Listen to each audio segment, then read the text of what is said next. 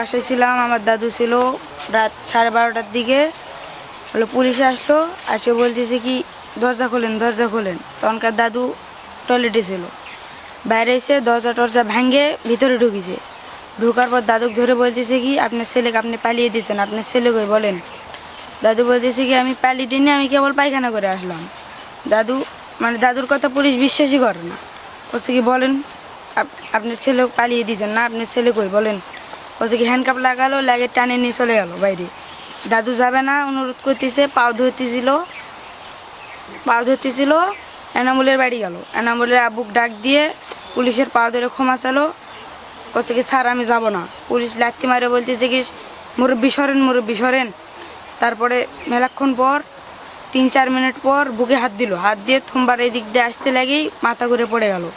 তারপরে আমি দৌড় মারে চলে আসলাম বাড়ি সবাক ডাক দিতে। এই অতটুকু জানি। তোমার নাম কি? আমার নাম মোহাম্মদ রিপন বাবু। তোমার বাবার নাম কি? ইমরান। পুলিশ কয়টা নাগাদ আসছিল? 5টা। না 5টা পুলিশ তো আসছিল, কয়টা নাগাদ মানে রাত কয়টার দিকে? রাত 12:30। তো দরজা কি ভাঙছে? জি দরজা ভাঙছিল, দরজা ভাঙে ভিতরে ঢুকছিল। কিসের দরজা ভাঙছে তোমাদের? এই বাসে ওরা এসে ডাকাডাকি করে নাই? ডাকাডাকি করছিল কিন্তু কেউ উদ্দেশ পায়নি তো রোজারটার দিক। আচ্ছা ঠিক আছে। আমাদের বক্তব্য এতটুকুই যে একজন যদি কোনো লোক যে কোনো দোষী হয়ে থাকে, মানে মামলা আসামি হয়ে থাকে, আমরা মনে করব যে কোনো আইন প্রয়োগকারী সংস্থা আইসা তাকেই ধরবে।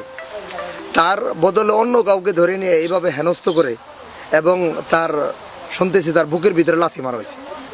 এই লাথি মারার কারণে সেই লোকটা মারা গেছে।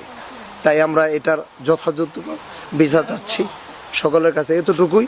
এবং আমার আইন প্রয়োগকারী যত ঊর্ধ্বতম কর্মকর্তা আছে তাদের কাছে আমাদের বিনতিভাবে অনুরোধ, তারা যেন এটার সুষ্ঠু তদন্তের মাধ্যমে এই বিচার করতে আমি প্রার্থনা করছি, এতটুকুই। আমি এলাকাবাসী হিসেবে, আমার নাম মোহাম্মদ সোহেল রানা।